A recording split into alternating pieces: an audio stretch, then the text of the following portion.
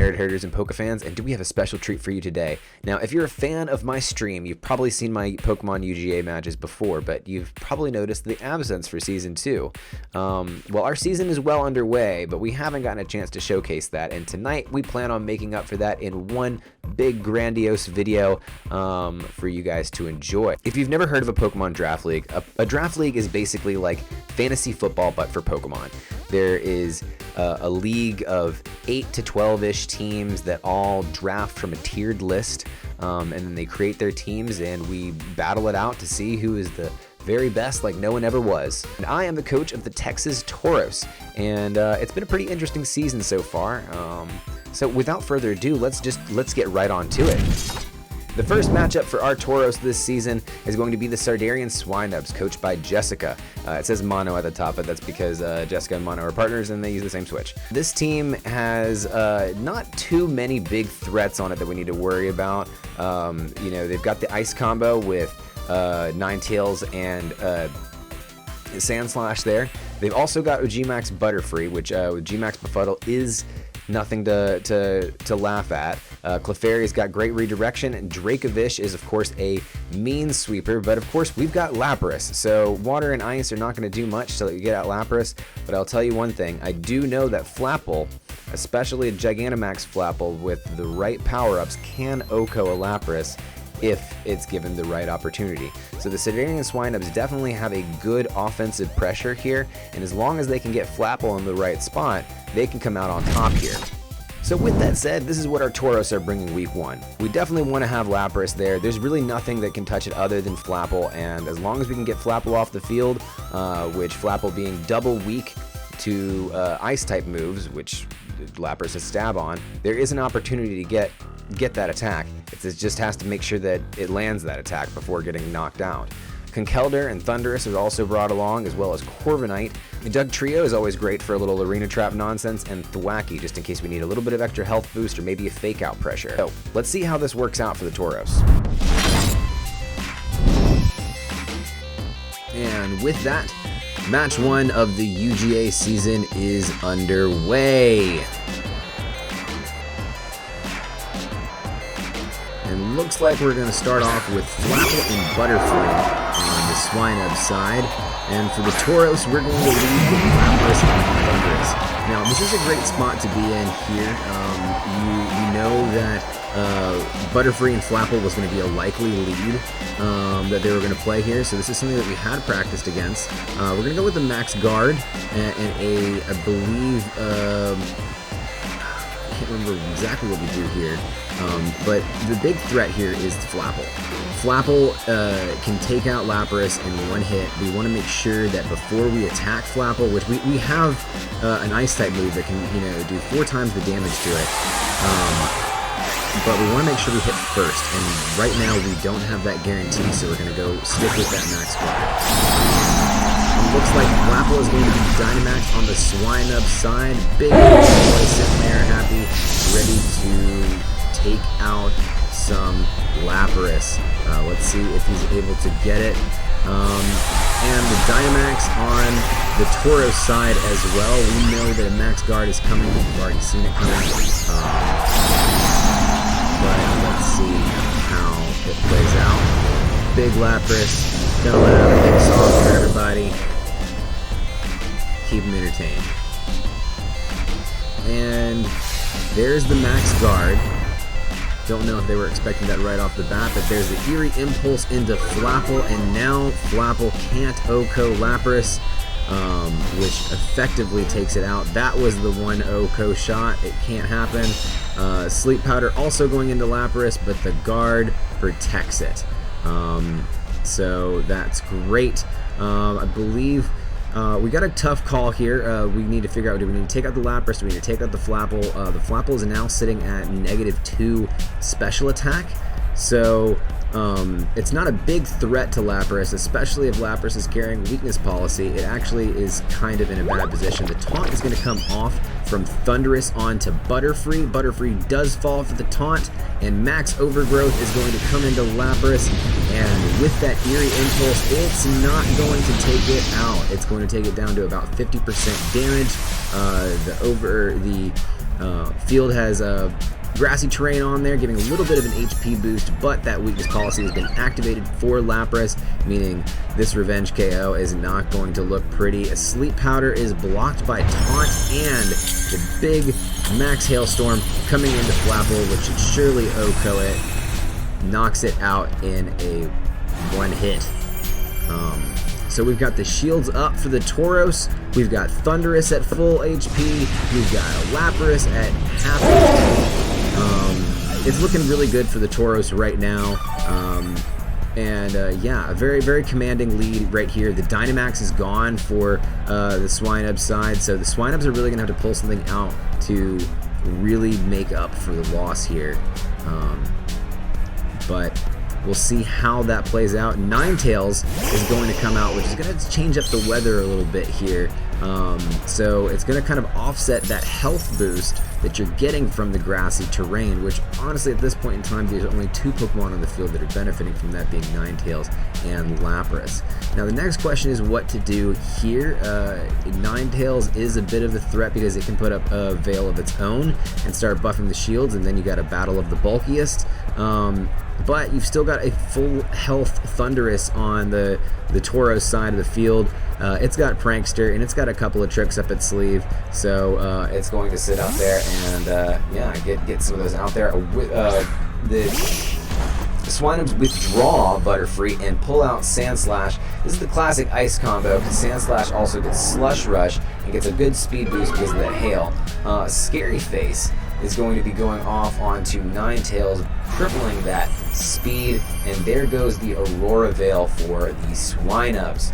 So Aurora Veil on both sides of the field now. A Max Lightning coming out of Lapras into Sandslash, going to take it down well below 50% health, but still in the yellow range, changing that terrain back to lightning terrain, meaning everybody but the ice types on the field, Thundurus that is going to start taking some damage.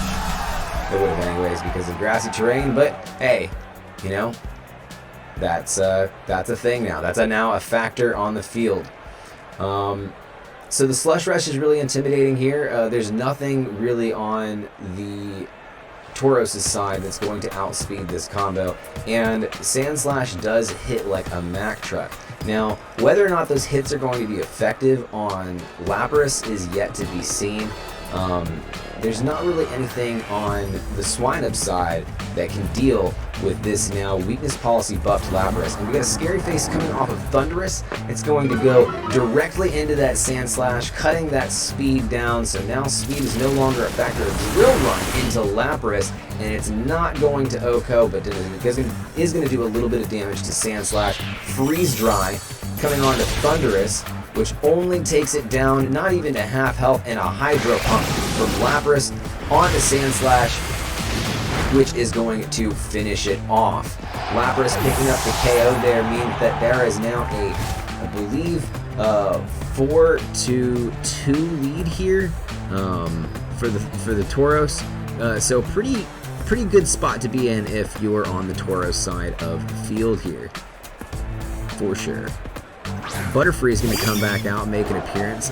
Not much that Butterfree can do at this point other than maybe a couple of Rage Powders and see what Ninetales can hit with some Dazzling Gleams. But it looks like Thundurus is already going to have a plan for that Butterfree and just make sure that it can't do anything. Yep, Prankster Taunt is going to come off on Thundurus. Make sure that Butterfree can't do anything too intimidating. Sleep Powder is knocked out, and there's a Moonblast coming off at Ninetales into Lapras, which is also not going to KO it. And there is the Thunder coming off on into Butterfree, but it's going to miss. And then a little bit of chip damage from the hail is going to end that turn. Still a 4-2 lead here. If you're a Tauros fan, you're pretty happy with where you stand right now. It may just end up being that you end up with all 4 Mons on the other side of the field, which is great for differential, great for stats. For sure. There's a Volt Switch that's going to be coming off of the into the Butterfree. It is super effective, but it's not going to OHKO it. That Aurora Veil finally doing some work. for the Swinubs, and Conkeldurr is going to be replaced there. Interesting pick here by the Tauros. Interesting pick on my end. Flying type on the other side, a fairy type on the other side. Definitely putting Conkeldurr in a vulnerable position. But it takes a freeze dry like a champ, and Lapras, with just a shrivel of HP left, is going to hit that Thunder onto Butterfree, knocking it out. Super effective, and now it is a 1v4 situation. Now, the Ice lead is a really interesting pick here against the Tauros, and I think I've talked about this a little bit.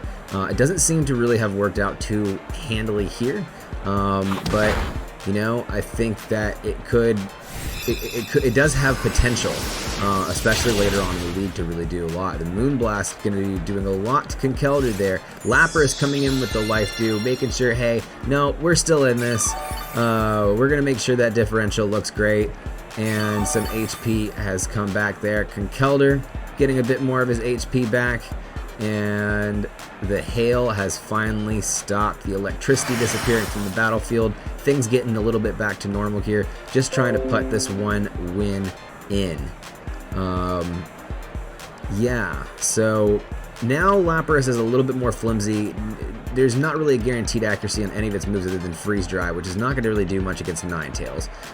So it's just a matter of trying to make sure that, you know, we don't lose too many mons to this Ninetales when taking it out.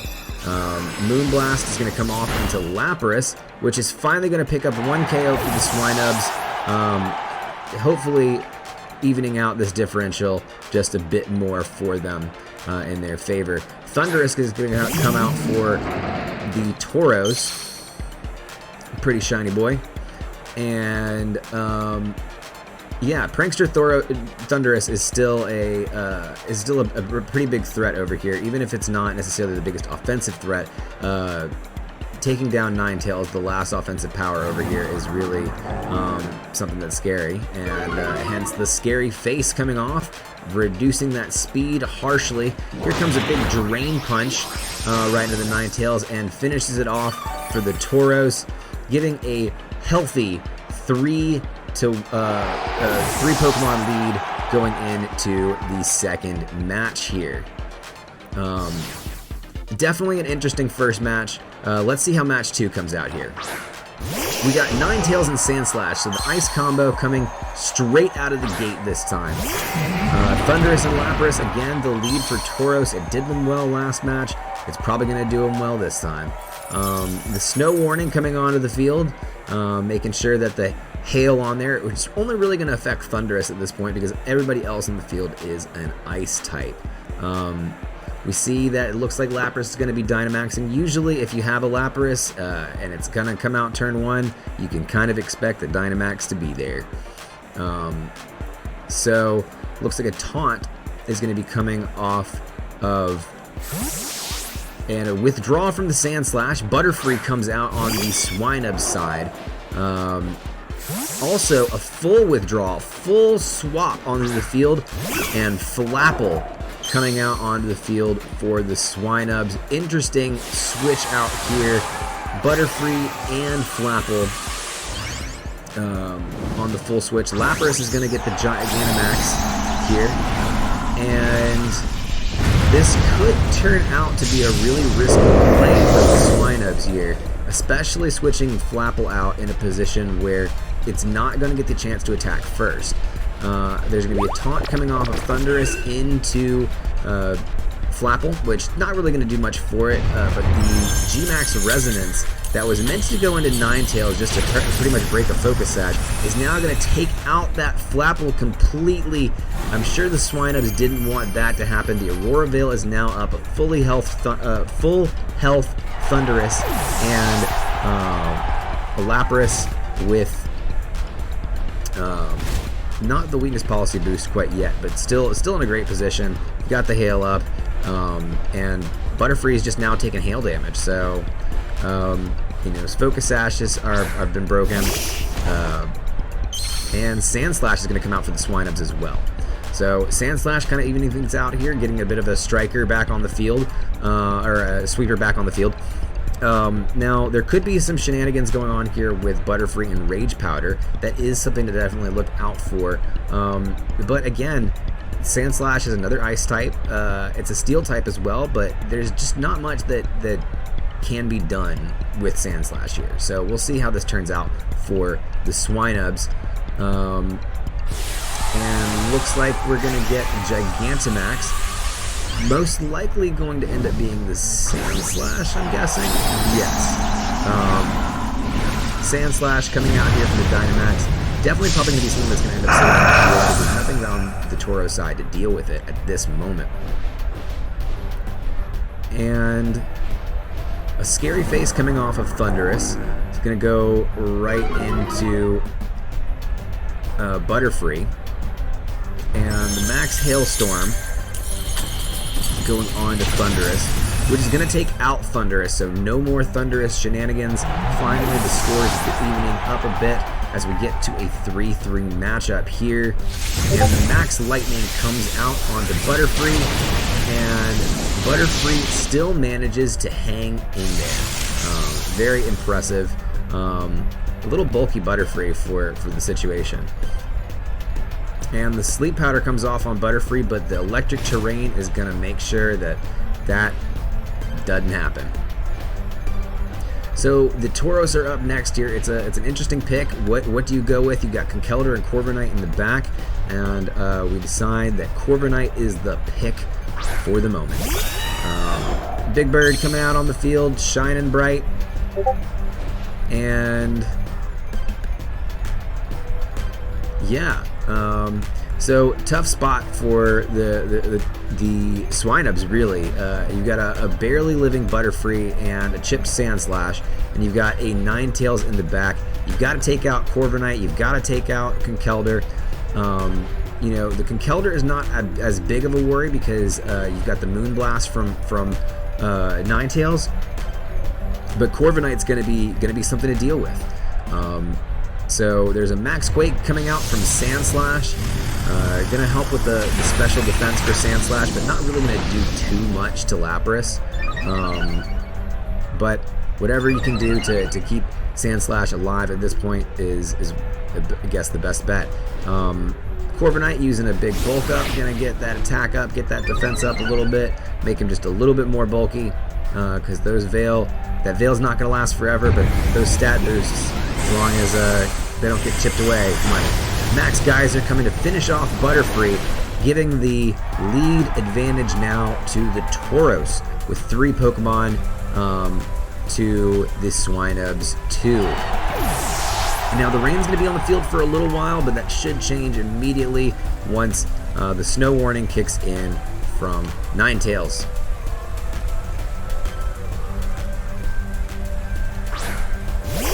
And there's the Ninetales from the Swinubs coming in.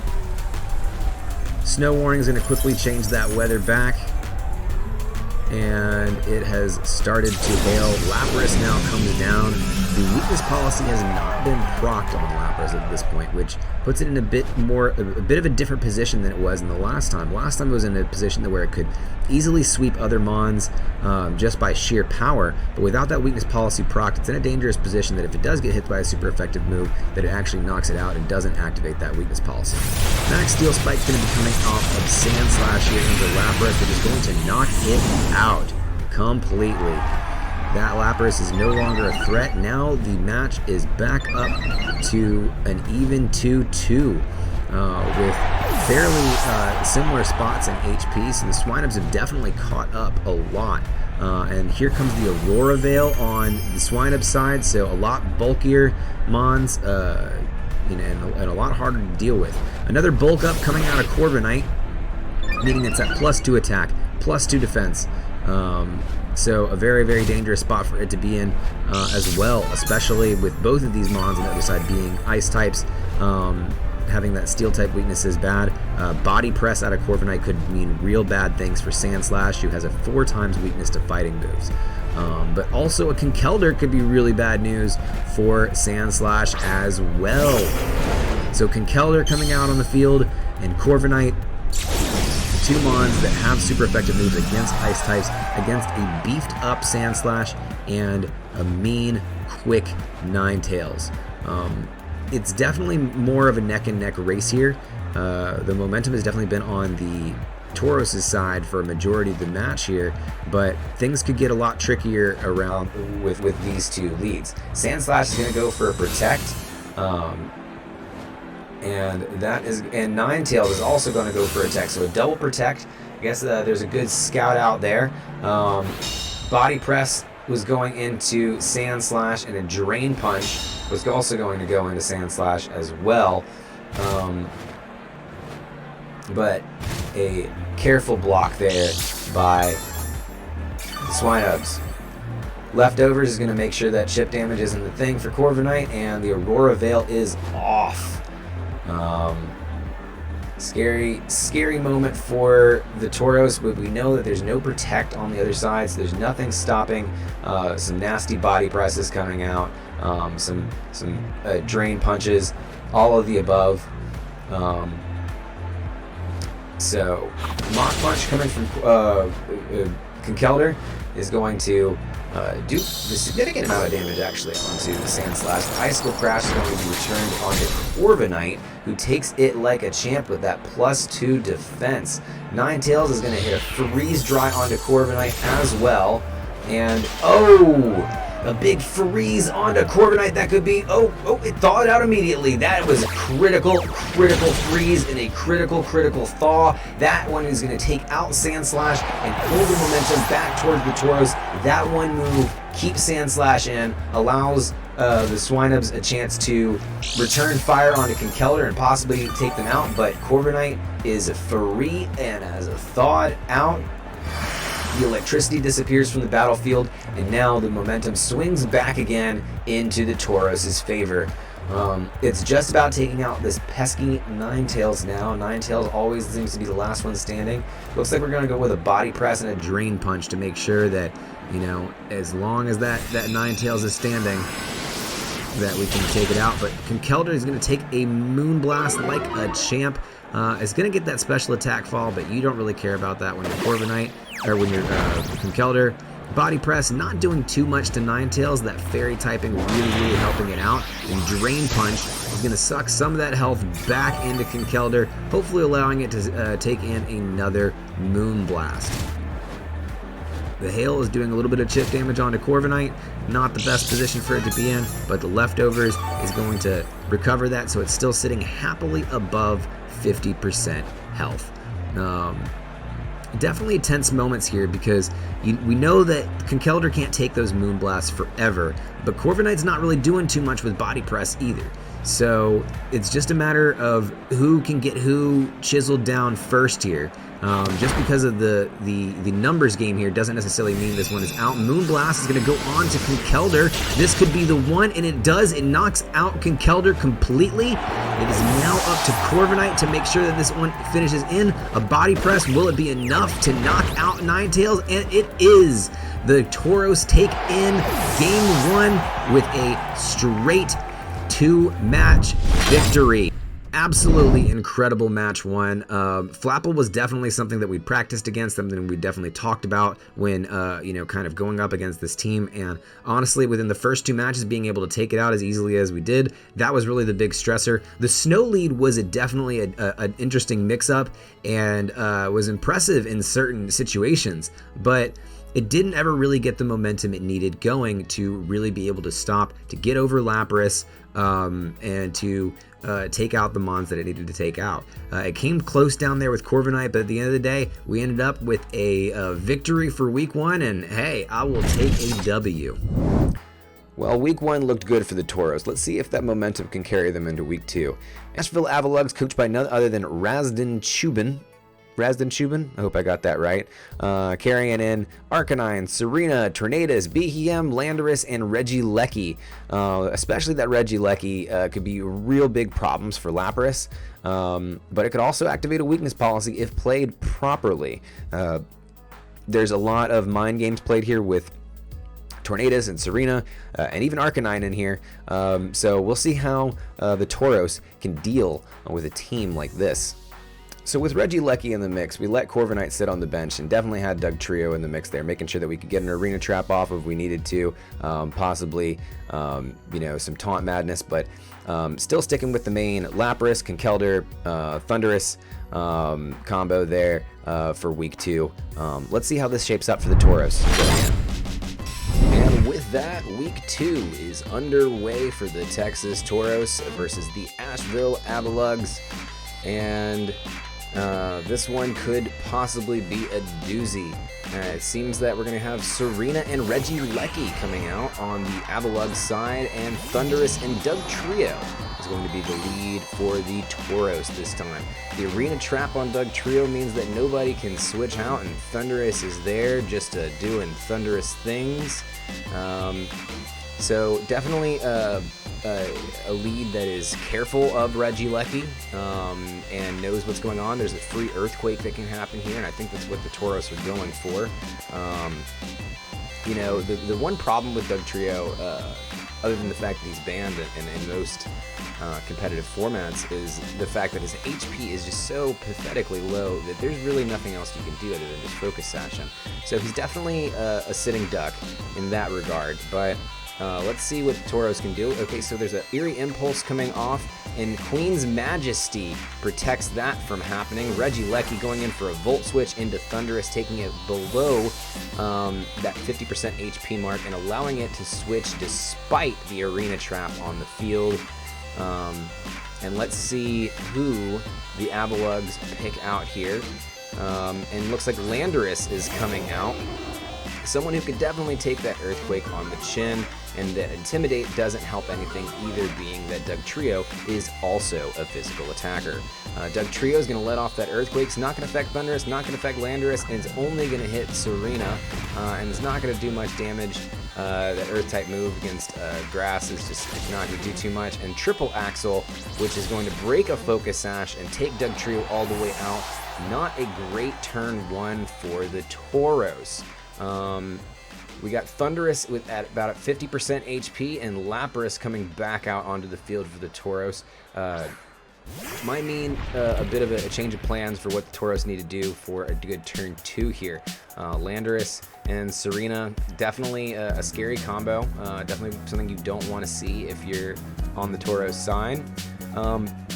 But there's nothing to do but go big or go home, I'm guessing. So we're going to Dynamax Lapras here and see what we can do to take out this Serena that's causing us so much havoc and pretty much preventing Thundurus from doing what Thundurus needs to do in order to win this match. Dynamax on the other side as well, so the Avalugs are going to pull out.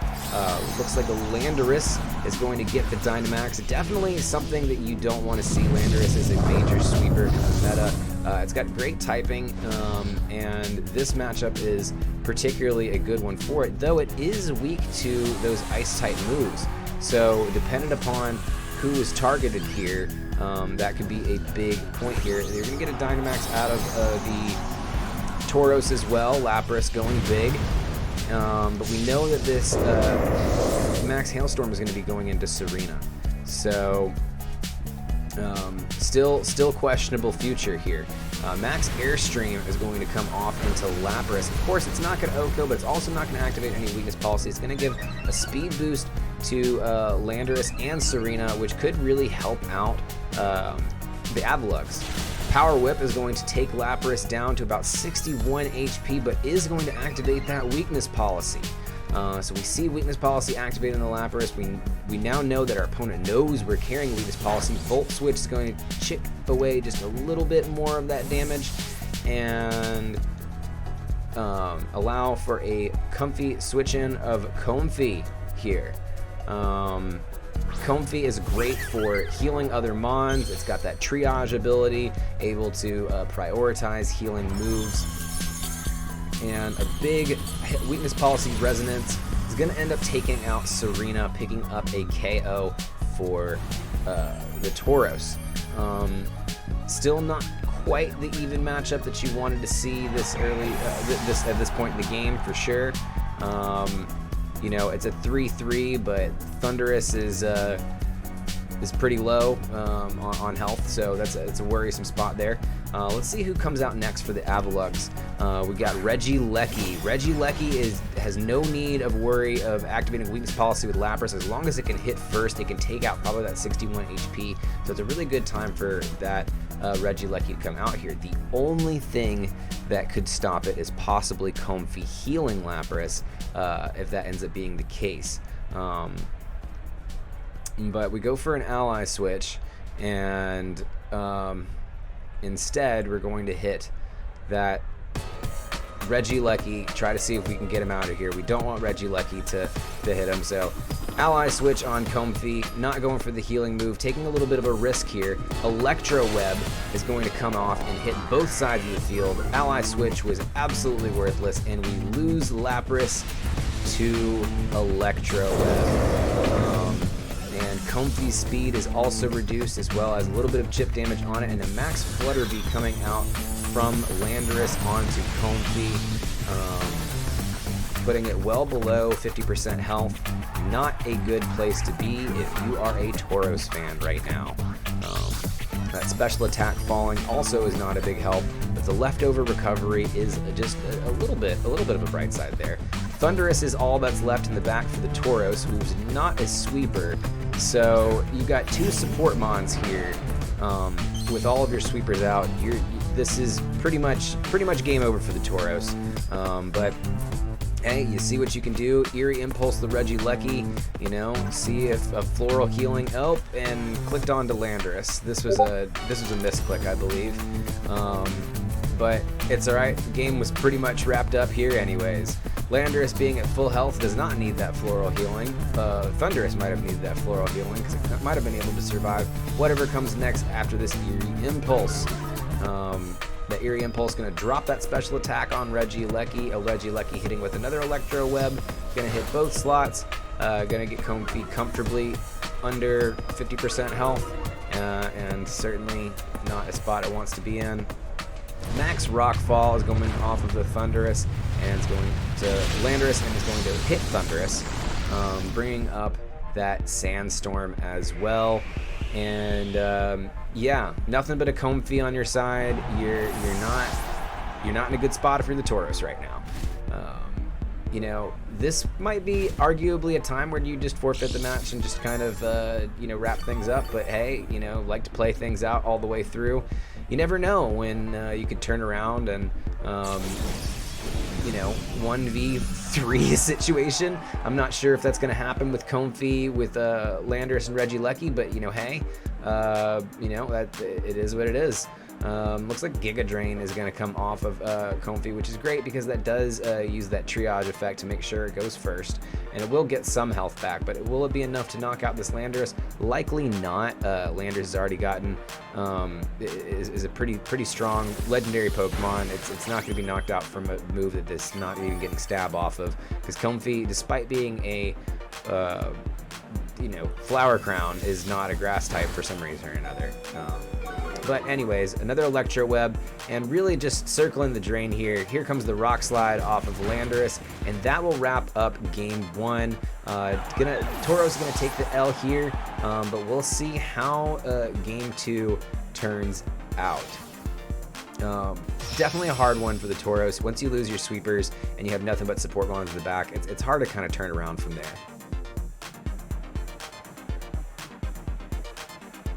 And Game 2 is underway. Let's see if the Tauros can turn it around. Tornadus and Landorus out for the Avalugs. Again with the Dugtrio Thundurus lead here. Intimidate coming off and is going to knock both of them down just a little bit. Yeah, so definitely interesting that the Tauros stuck with the same lead here. We'll see if it ends up working out for them or not. But we do know that there's nothing that Dugtrio is going to be able to hit on them at this point. So we'll have to see what exactly happens here. You do have the ally switch option, and we know that they can't switch out because of Arena Trap. So, but it's more than likely Landorus is carrying U-turn. So it should be able to have that at least. But it might just, you know, take Dugtrio out on its own. I mean, Dugtrio is not a hard one to take out if you got it. Well, and Icy Wind, meaning that ally switch is not going to matter. Focus Sash is broken on Dugtrio, so as long as they hit Dugtrio, Dugtrio is pretty vulnerable right now. A speed drop, which is not what Dugtrio needs in this situation, and then a Rock Slide. Thunderous avoids the attack, but the only person that could be vulnerable to taking it out is Dugtrio, and the Tauros are down again, another Mon. So Dugtrio really proven to not be as helpful as maybe the Tauros would want to see right now. Volt Switch is going to bring Thunderous back to the Tauros, and we've got to figure out who we want to lead with here, and it looks like Lapras is going to be coming back out for the Tauros. So again, same formation. Hopefully things can run a little bit better this time. Thunderous is going to plop right back out, even though it just Volt Switched out. And yeah, the Tauros are in a pretty good spot. Thunderous Lapras is not a bad lead to have out there. If we weren't one Mon down, that would be a much better spot to be in, but Tornadus is almost knocked out. One more Volt Switch could easily take it out. And we know that there's a 4x weakness on Landorus's side to Lapras' attacks. So that could slightly even the tier for things if things can work out in our favor. But we'll have to see how this next turn plays out. This next turn will be pretty critical. We've got all 3 of the Gen 5 Genies on the field right now in some form or another. Most in their Cloud form.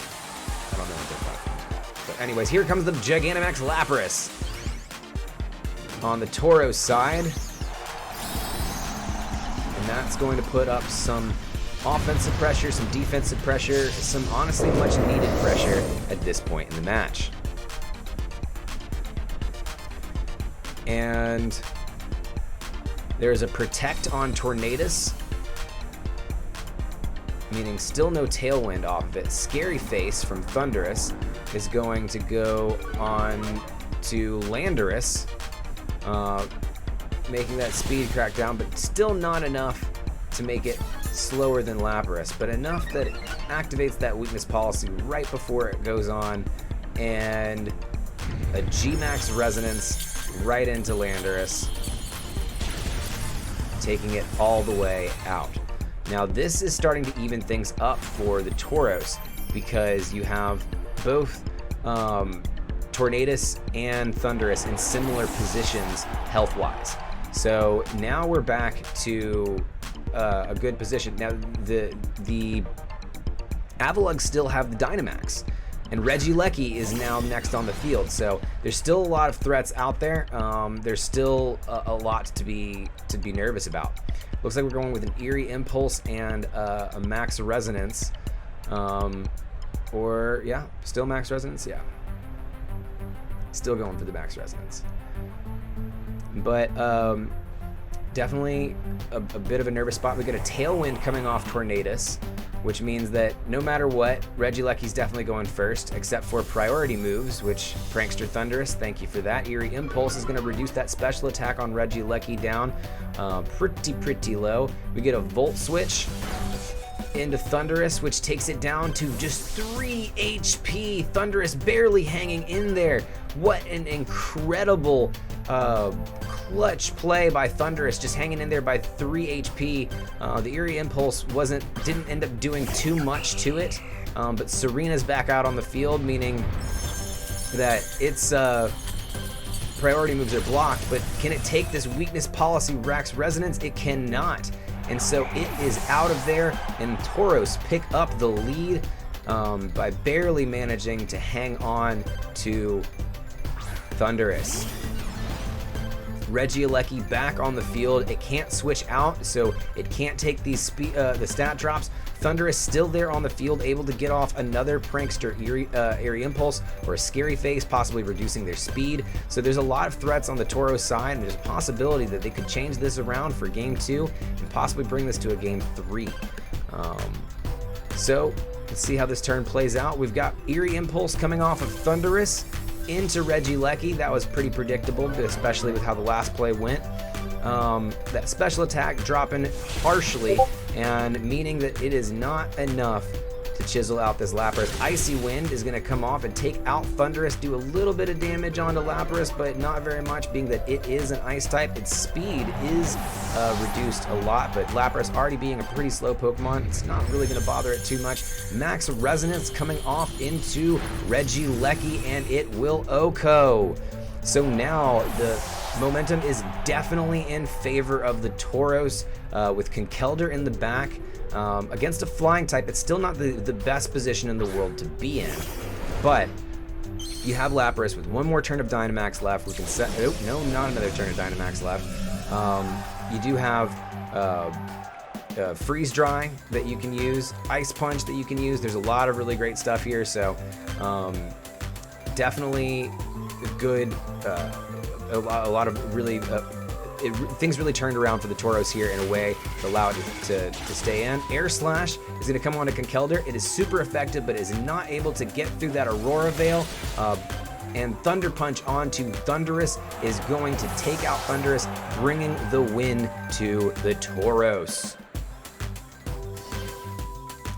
Game 2 definitely had a lot of things that swung in favor of the Tauros, and yeah, it brings it to a Game 3. We'll have to see how everything plays out here. Is the same lead are we gonna see the same lead from the Tauros? We'll see. Landorus and Serena are out first, and Thunderous and Lapras are out for the Tauros. So a bit of a change up in the lead here. Intimidate coming off onto Lapras. It's not really gonna do much to it, nor is it really gonna do much to Thunderous as well. And yeah, so Lapras Thunderous lead here. Hopefully this ends up being a bit of a better lead for the Tauros and not having to back themselves into a corner, having to come back from behind here. Serena is still preventing the prankster shenanigans from Thunderous, but with now Obstagoon in place of that Dugtrio, ideally this could present hopefully some new opportunities. Thunderous is returned back, not a Volt Switch, and Obstagoon in its place. And we see a Dynamax on the side of the Avalugs, likely going to be Landorus if I'm having to bet. And Landorus, big Dynamax Landorus, definitely a scary presence. Something that was brought last time but didn't get the chance to Dynamax. And definitely a threat. And here comes the Dynamax for the Tauros side as well. Lapras putting on that offensive and defensive pressure for the Tauros.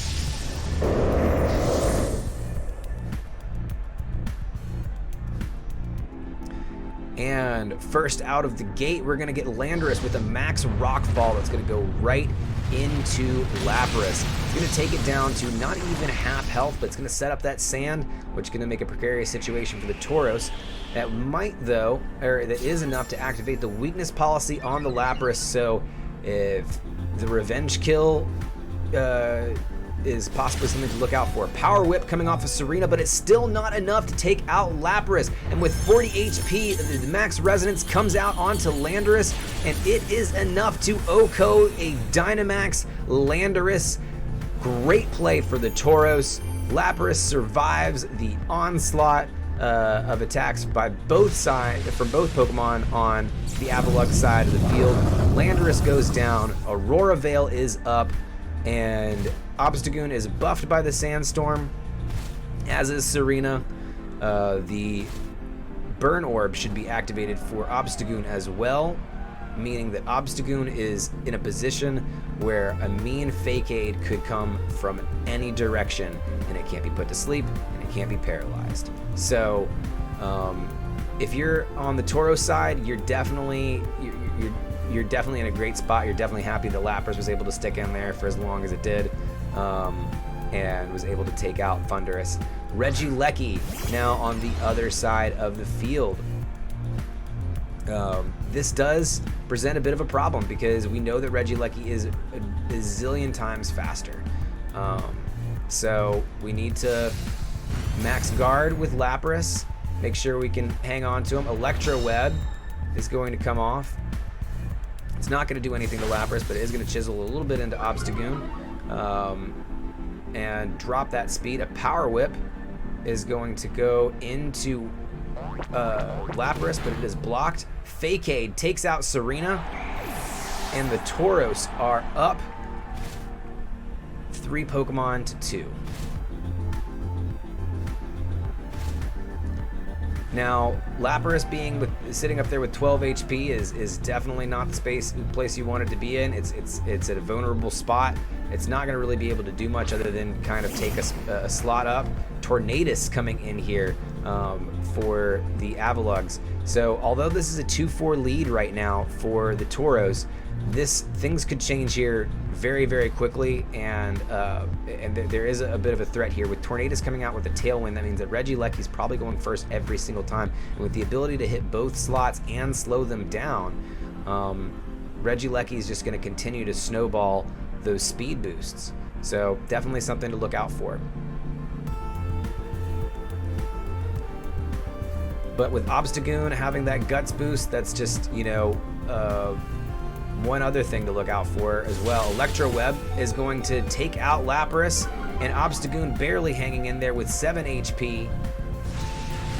Lapras is down, and all of a sudden that lead begins to fall. Air Slash coming out of the Tornadus now that Obstagoon is so much slower means that Obstagoon is down as well, and now we are down to 2-on-2 with Regieleki and Tornadus in a commanding spot here, both of which haven't really been, hugely impactful mons on the other side of the field as far as sweepers, but Regieleki was definitely something to be worried about, with Tornadus being a flying type and Conkeldurr being a fighting type. This matchup is not good for the Tauros side, so that 4-2 lead looks like it's dwindling away very, very quickly.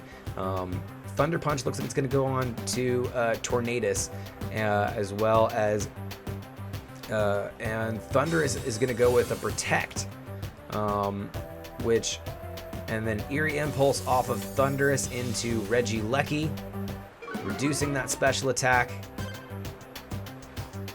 And Electro Web, again, most likely a Choice Specs Regieleki, but now it's not doing too much to the other side of the field. He's going to continue to hit with Electro Webs, but that's the best we've got. Definitely a really close matchup here. Both Mons aren't doing too much damage to either side of the field, and both of them have moves that if they land, they're going to end up taking them out. So it's just a matter of who's going to hit first, who does the most damage, and yeah, it's a really tricky spot to be in for both players here. Another Electro Web coming out of Regieleki, again confirming that it's likely a Choice Specs.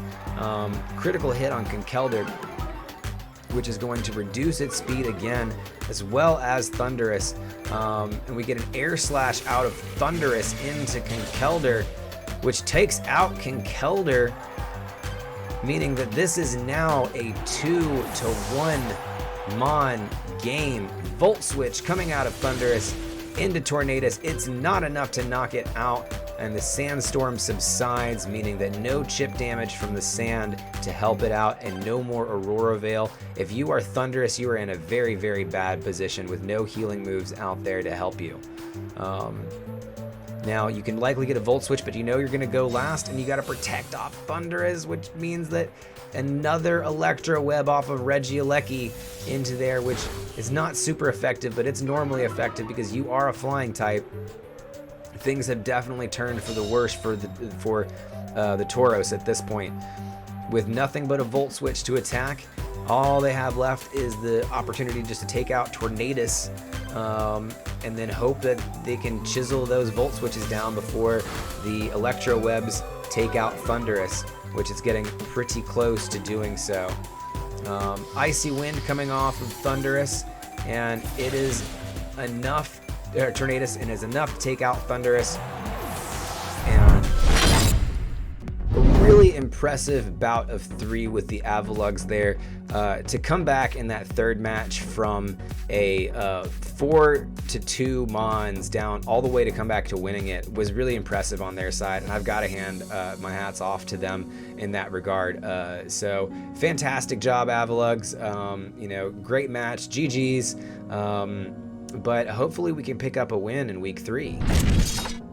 After a rough week 2, we move into week 3, and things aren't getting any better for the Tauros at this point, because we've got a real big team that just is built to go against the Tauros, how they are set up right now. We've got the BBL, the British Bingus Lovers, and coached by Darkrai. They're going to be running with a Venucle, no skill, at the top of their countdown, as well as Porygon and Gigalith, Lilligant, which is going to be your discount Venusaur, and Minshao. A very, very tricky team here. Gigalith is a big problem for Lapras. Even the Venusaur, Venucle is going to be a problem for Lapras as well. You know, there's definitely some weather control options that Lapras has, but there's now ways to counteract that. Trick Room is going to be a problem with Porygon. Lilligant being able to take advantage of drought. So there's just a lot of X factors on this team, and honestly, hats off to the British Bingus Lovers and Darkrai for, you know, drafting such an interesting team. So for week 3, the Tauros are going to come in with pretty much the same core that we had in the first matchup. Lapras, Conkeldurr, Thundurus, Corviknight, Thwackey, and Obstagoon coming in here. The basic plan, I think, here is to use the Prankster Thundurus as we try to against the Avalugs, and nerf Regieleki into Oblivion. So let's see how it works out for the Tauros. And with that, week 3 is underway for the Texas Tauros versus the British Bingus Lovers and Coach Darkrai. Definitely a scary one. You've got Venucle, you've got Gigalith, and looks like the discount Venucle, Torkoal, and Lilligant is out first. And for the Tauros, there is a lead of Lapras and Thundurus, a lead we saw in the last match against the Avalugs that really did well until it didn't. But a strong lead. The Prankster Thundurus has been pretty steady this season, and Lapras has one of the highest kill ratio in the league. So something definitely a formidable combo to lead with. And the Dynamax Lapras is coming out first for the Tauros. In the sun, it's not as strong in the sun as it would be in the rain, but it definitely has the ability to shift that weather, especially getting into that Dynamax ability. And Thundurus is going to use Taunt right off the bat. Make sure that Lilligant can't Sleep Powder. You want to make sure that happens. No Sleep Powder after the Taunt. And a Max Geyser is going right into that Torkoal slot. Just going to change that weather over to rain, which would have likely probably taken it out if it had been in the rain, but Max Geyser's reduced a lot after being in the sun. An Eruption's not going to do too much because it's based on HP, and Torkoal has taken a pretty big hit there. Not the best start for the British Bingus League here, but and the Tauros have got a pretty commanding lead with a injured Torkoal and a taunted Lilligant. No after use, no sleep powders or anything like that, so they're going to get a withdrawal. Porygon 2 is going to come out for the Bingus Lovers, and that download ability flashing in there. Its attack is risen. Fury Impulse coming off of Thundurus into Torkoal, which wasn't switched out for some reason or another. And a Max Resonance going off into Porygon. So an interesting spot. It's interesting to me, especially that the Bingus Lovers didn't withdraw Torkoal. Make sure they could save that Sun for later, especially with knowing that they have Lilligant in the back there. Another Eruption coming out of Torkoal. possibly that this is a choice spec Torkoal. That's what it could possibly seem like if it's using Eruption when it's got that little HP. There goes Torkoal. Lilligant is back out on the field now, freshly and with no taunt. And a taunt is going to go out onto Porygon, preventing any Trick Room shenanigans. Ice Beam coming out of Porygon onto Thundurus. Still not going to do too much damage. That Aurora Veil really putting in work. Max Lightning coming off of Lapras into Lilligant, putting up that electric terrain for everyone.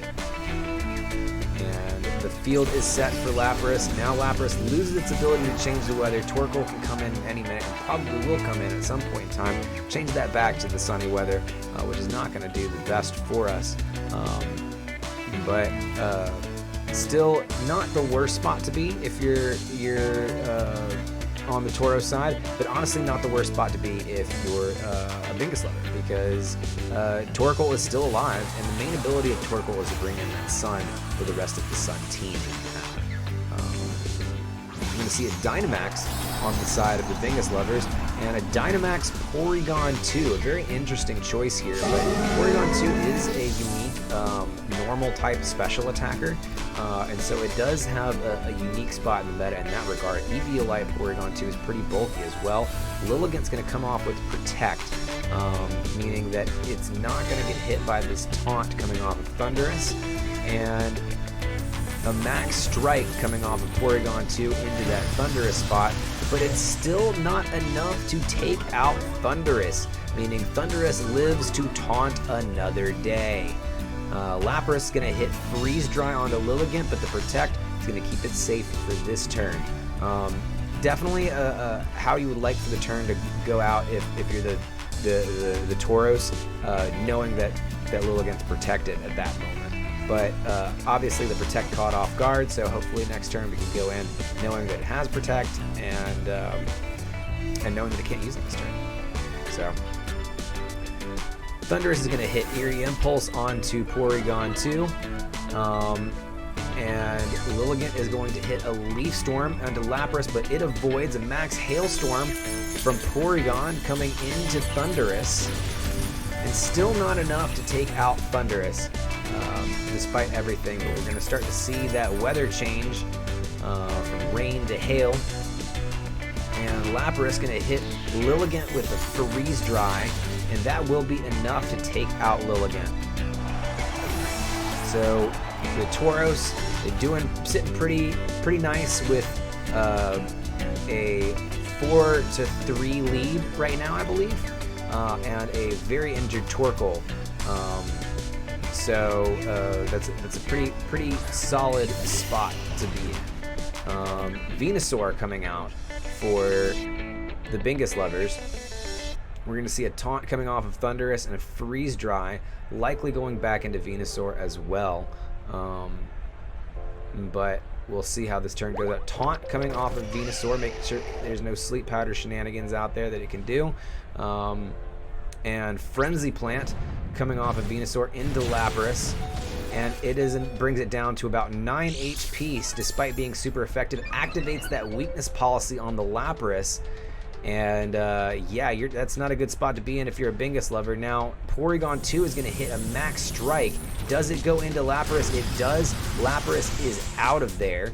Wanted to make sure that Lapras was gone, especially if it had a weakness policy activated. The speed dropping on Thundurus as well, meaning that if it does try to Volt Switch, it's probably going to be going last. Definitely a good swing and momentum for the Bingus lovers here as the Aurora Veil wears off, and the Tauros are forced to switch into Corviknight, who handles a lot of the situation pretty well, so it's not exactly the worst spot to be in, especially with Thundurus still being alive.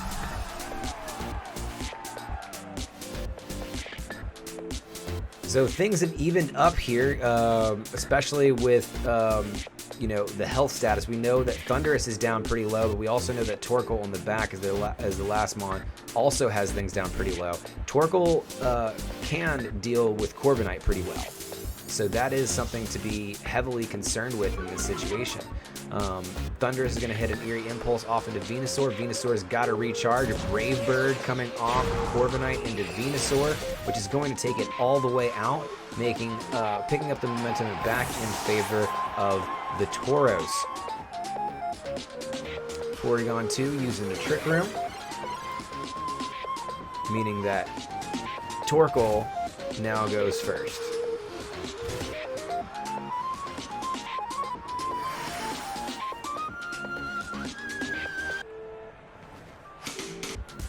So we know the last mon in the back here is going to be Torkoal.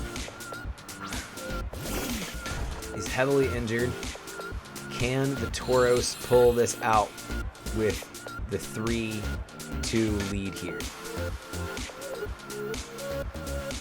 Corviknight takes a lot of damage to Torkoal, and so that's one that you definitely want to make sure is gone and out of there.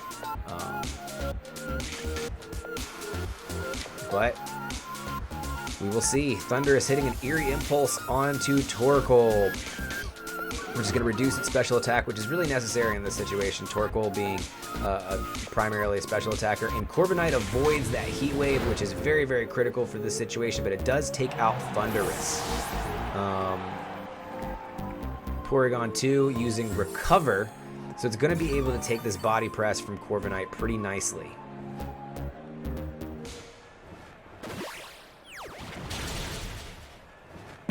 Body Press not even getting down to even, I think, 75% damage there. And now Conkeldurr and Corviknight stand for the Texas Tauros as Porygon 2 and Torkoal sit on the other side for the Bingus lovers. Close combat is going to be a hard thing for Porygon 2 to deal with, but Torkoal has the advantage over Corviknight here, and honestly, being in the sun with the Heat Wave, especially if it has Choice Specs, Torkoal can do a lot of damage with this Heat Wave, and that Heat Wave does come off as super effective on Corviknight. Conkeldurr coming up with the close combat on a Porygon 2. It's super effective, but is it enough to win this? Porygon 2 is knocked out, and Brave Bird coming off of Corviknight right into Torkoal, and it is enough to pick up one for the Texas Tauros. Corviknight and Conkeldurr are able to pull it in.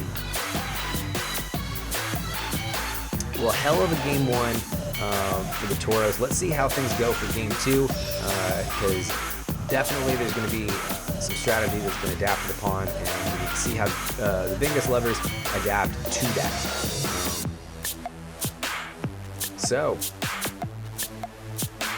Minshao and Gigalith, a complete change in the lead for the Bingus lovers here, as Thundurus and Lapras lead for the Tauros. Still the same lead on the Tauros side. If it ain't broke, don't fix it. It ended up working out pretty well. Ended up having 2 Mons to deal with the last Mon that was brought, so why not do this? But Minshao and Gigalith is definitely a different thing to look out for. Minshao having access to Fake Out means a lot of different stuff. Gigalith is a very, very strong Pokemon, only hindered by its speed. But if you get Gigalith in the Trick Room, that is one way to take care of it. Also, its speed, though, means that it doesn't have to worry about activating the weakness policy when it's attacking, as much, at least worry about revenge kills. As long as it can take a hit from Lapras, it can probably deliver it. If it's wearing a weakness policy of its own, it could be a major threat. Dynamax Lapras for the Tauros right off the bat. And same for the Bingus lovers as well.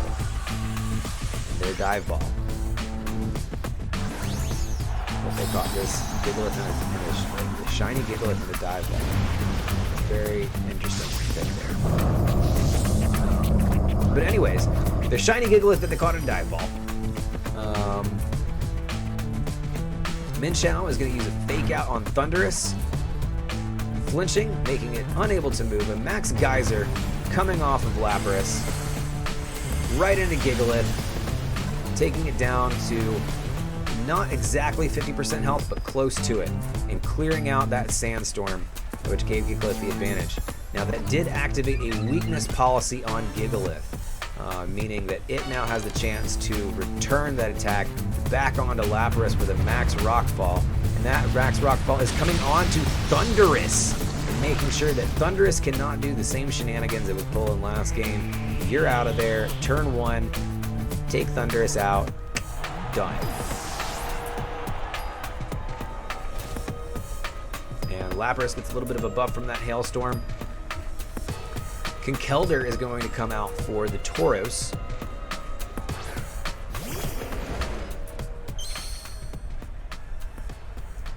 And definitely a change of pace for this game. I mean, with that first match, you know, the Tauros, it was pretty neck and neck the entire time until Tauros kind of really commandingly took the lead. But you know, this match, the Bingus lovers are really starting off strong with Gigalith, making sure that weakness policy is activated. Minchow hitting that fake out, making sure that there's no focus sash to worry about. Max guard coming off of Gigalith, and coaching from Minchow, making the attack even stronger and the defense even stronger as well. A resonance that was meant for Gigalith is blocked with a protect, and a drain punch that was also meant for Gigalith is blocked as well. Fantastic turn for the Bingus lovers, who just end up managing to buff their Gigalith, kill a turn of Dynamax, and waste 2 moves. So clearly the turn went the way for the Bingus lovers there. But they do not have the ability to do that the next turn. Minchow still has the ability to use coaching, and that honestly makes Minchow even more of a threat, because coaching is something that it can use not just on Gigalith, but any mon that it has that's a physical attacker. Another coaching onto Gigalith, and a max resonance that is coming on to Gigalith from Lapras. Still with those 2 defense buffs, make it doesn't do hardly any damage at all, but the Aurora Veil is up for the Tauros. Drain Punch coming out from Conkeldurr, still not enough to do it. It's going to heal it a little bit, but it didn't really need that in the long run. A max Rockfall, and it's going to go straight on to Lapras, and it is more than enough to take it out. I believe this is a +4 attack Gigalith at this point, and that's just crazy hard to take out at this point. Corviknight's going to be coming in for the Tauros, and it's going to be hard to come back from the lead that the Bingus lovers have started here. Gigalith is still a massive threat even without the Dynamax, and has to be taken out first. Minchow can still buff it again, but you know, it's just going to depend on you know, how this next turn plays. So looks like a Drain Punch is going to be coming off of Conkeldurr.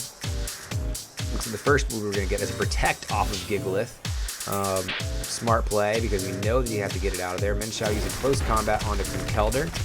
Is going to take it down a little bit below 75% health. And Brave Bird from Corviknight, making sure to read that Protect, make sure that Minchow is no longer a problem, and Minchow is no longer a problem.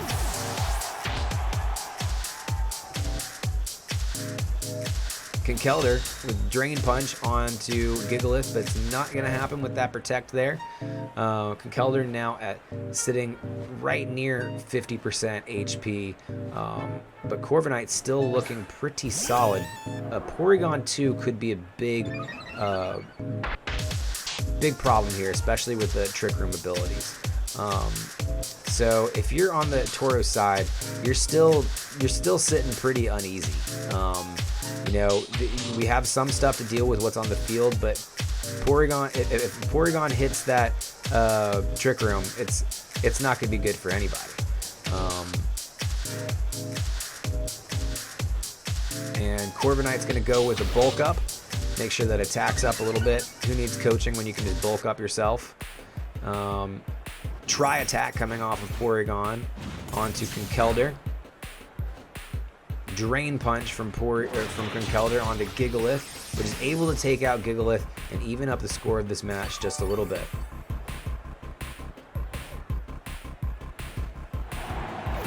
Gigalith goes down, and now it is 2-2, and the sandstorm has subsided.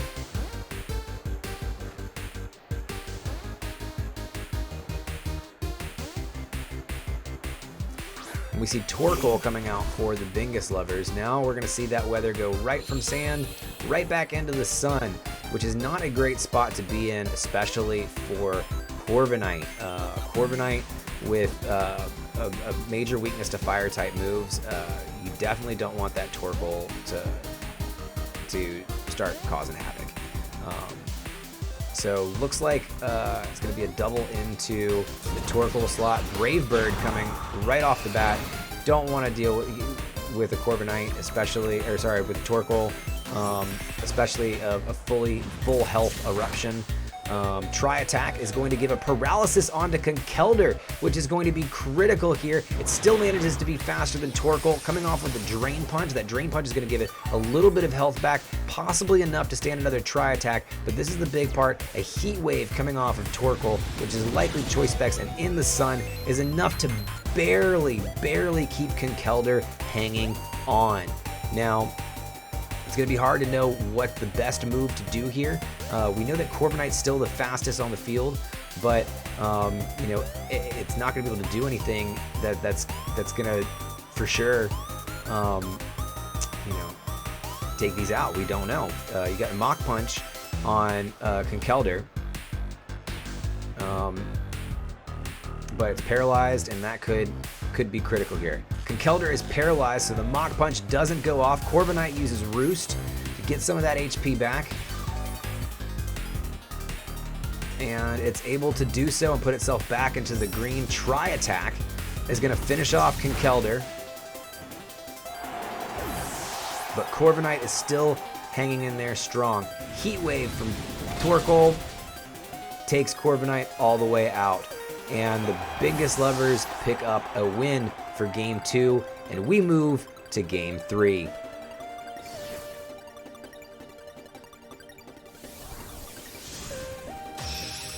Now, Game 3, every time it goes to Game 3, you know that things have come down to the wire. Let's see if any of the leads change for any of these two teams.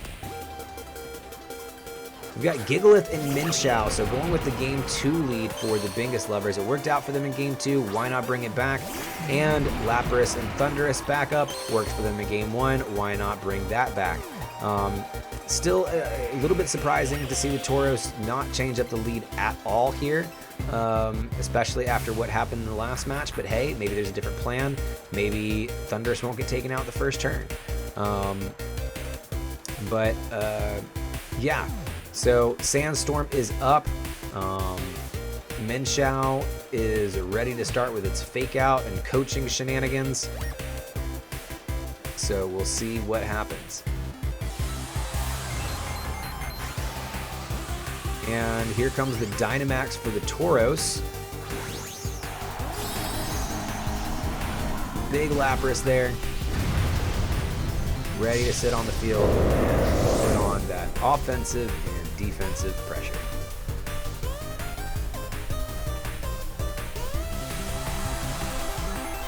And we know that Gigalith is coming because we know it was putting a dive ball for whatever reason. So here comes the big old mountain Gigalith. Two very strong weakness policies bonds. One a special attacker, one a physical attacker. Both are super effective against each other in some way. Honestly, a major Clash of the Titans. Minshao with the fake out. Looks like we've seen this movie before. Thundurus flinches, can't move, but max resonance coming on to Minshao. So at least a little bit of a different play here in that regard. And we've got the resonance up. And a max rockfall onto Thundurus. So Thundurus still going out turn one, but this time the damage is going on to Minshao. The Veil is up right from the get-go. So maybe this can result in a bit of, hopefully something different.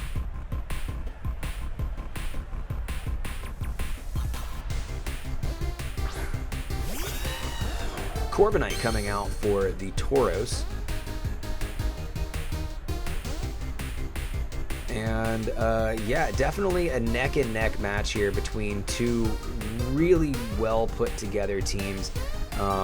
You know, the Venucle combo here, Gigalith being just an absolute monstrous threat. We got a coaching coming out of Min Xiao. We knew that was coming. So it's at +1 attack, +1 defense, which is a lot better position than it was in the last game where it was at +3 attack, +1 defense. But we got a bulk up coming out of Corviknight, meaning that Corviknight's still keeping up with Gigalith as far as those coaching buffs go. We got a Max Geyser coming on to Min Xiao, making sure that Sandstorm is out of there. As long as another Rockfall doesn't come off of Gigalith, that is. And Max Quake is going to come off of Gigalith into Lapras, which is going to do a significant amount of damage, more damage than you'd think it would do, but it's got that 1 attack buff, it gets stab on it, and yeah, it actually does a significant amount of damage. But we are now at a point of we're back to even number of Mons. Porygon's download is going to raise that special attack, which we know it's carrying Tri Attack and Ice Beam, so there are some threats with that download there that we need to worry about. Lapras sitting at below half health without a weakness policy activated is not the best spot that you want it to be in.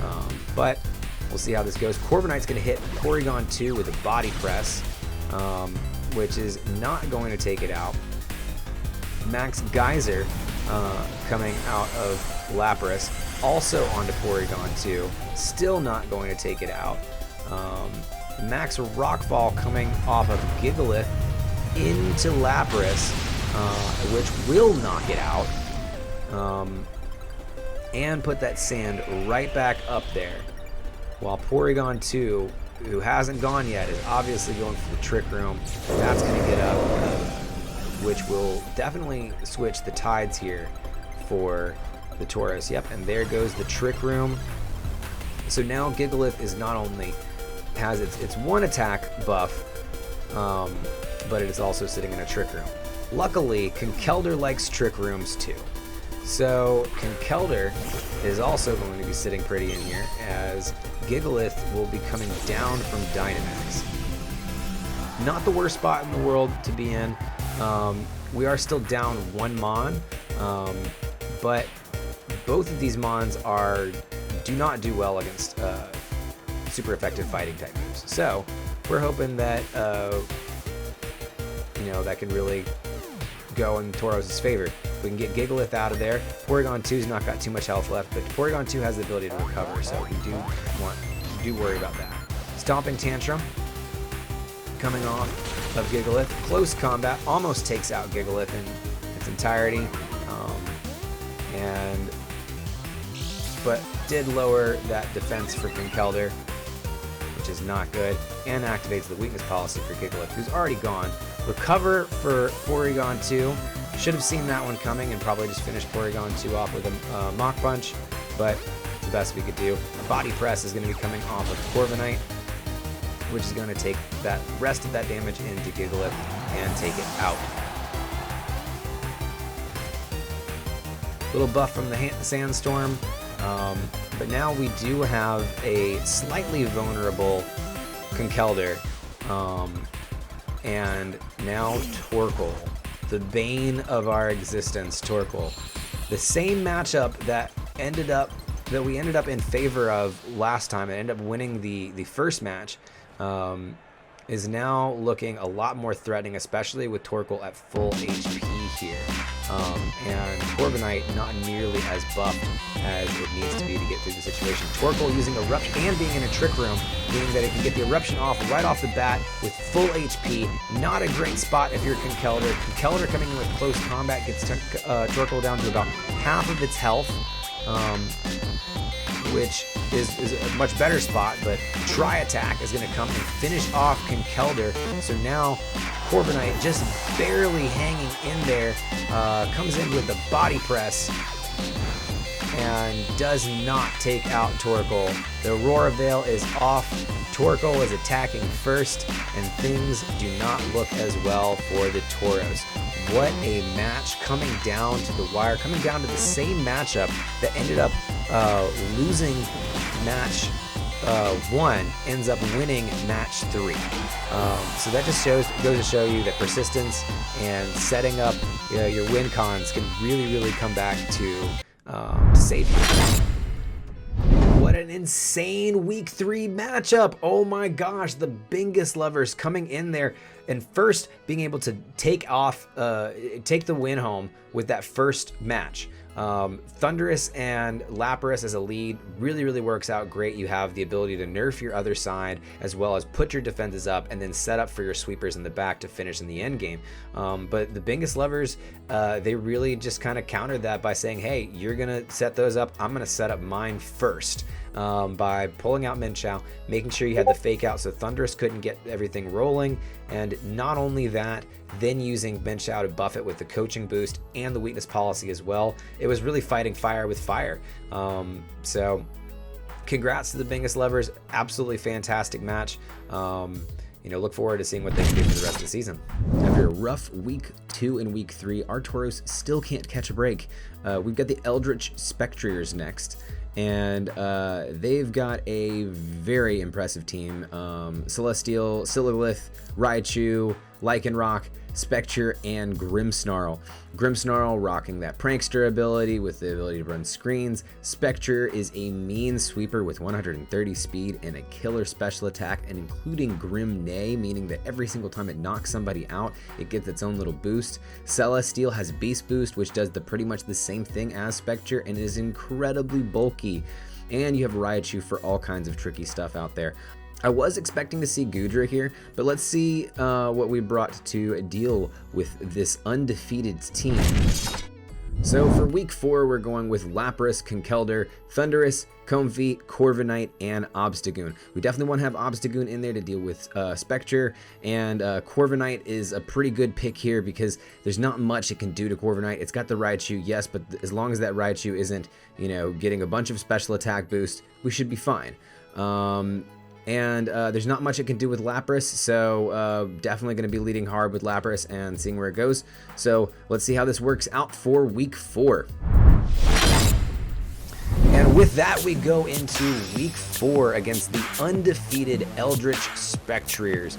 The Spectriers are a very intimidating team with some Mons on their team that have some of the highest KD ratios out there, and so definitely a scary matchup here. Celesteela and Raichu is going to be the lead for the Spectriers, and Thundurus and Lapras, a familiar lead for the Tauros, is going to be coming out for the Texas Tauros.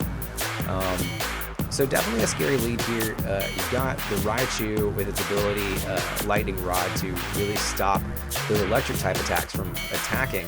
And you can see the Tauros make that initial mistake here, and even forgetting that Volt Switch is something that doesn't work in this scenario either. So you see a Dynamax out of the Spectre side. It's likely going to be Celesteal, and it is, which is a very intimidating threat on the Spectre side. There's not much that you can do to take out a Dynamax Celesteal.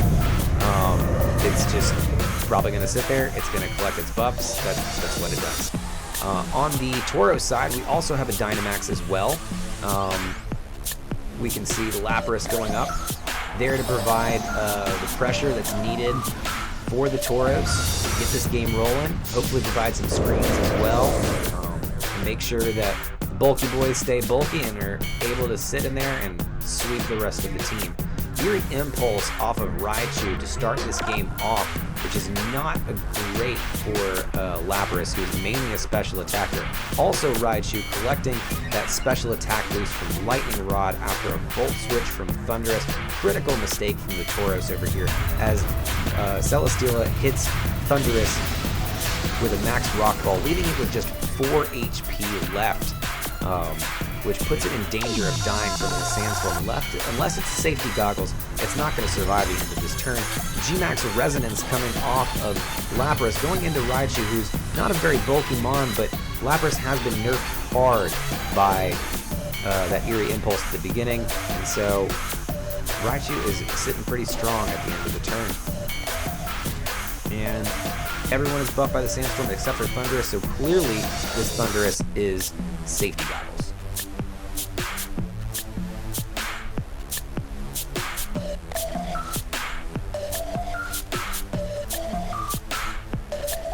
Celesteela is a huge threat on the other side of this field now because it can simply sit there and just collect defense buffs if it needs to at this point, and just continue to be a wall for the Spectriers, and there's nothing that really can get around that wall. Taunt is going to stop that Eerie Impulse from happening from Raichu. Raichu did not like that, and is going to return fire with a little bit of nuzzling right up next to Thundurus, which is going to take out Thundurus completely. So we have a nerfed Lapras and a Steel Spike going in from Celesteela into Lapras. It's not going to do much damage, but it is going to give a defense buff to Celesteela. It is going to give a defense buff to Raichu, who's already proven to be a problem. So Max Geyser is going to be coming from Lapras, returning fire into the Raichu once again, but also still hanging in there. Raichu with its extra defense buff, with the nerf, Eerie Impulse nerf from Lapras. It's just hanging in there by every means that it needs to. Now it looks like the Tauros are going to pull Obstagoon into the mix here on the Tauros side. Obstagoon hasn't made an appearance for the Tauros yet, but looks to make one now.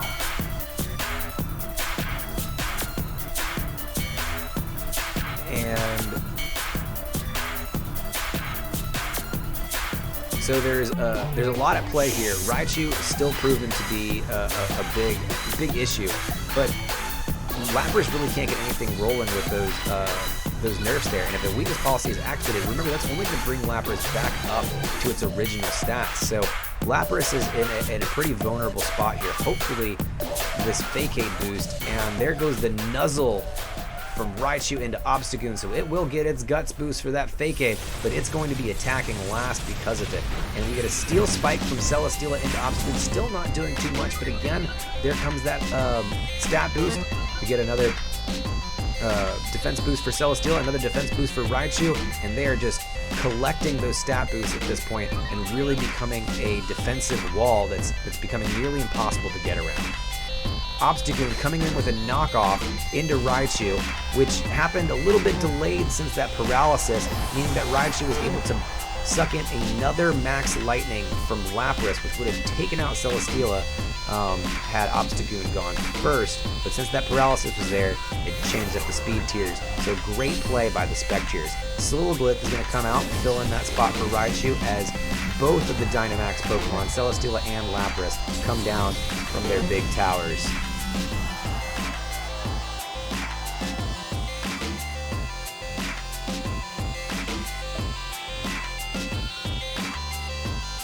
So it looks like the Laprases are going to go for a hard switch here with Obstagoon.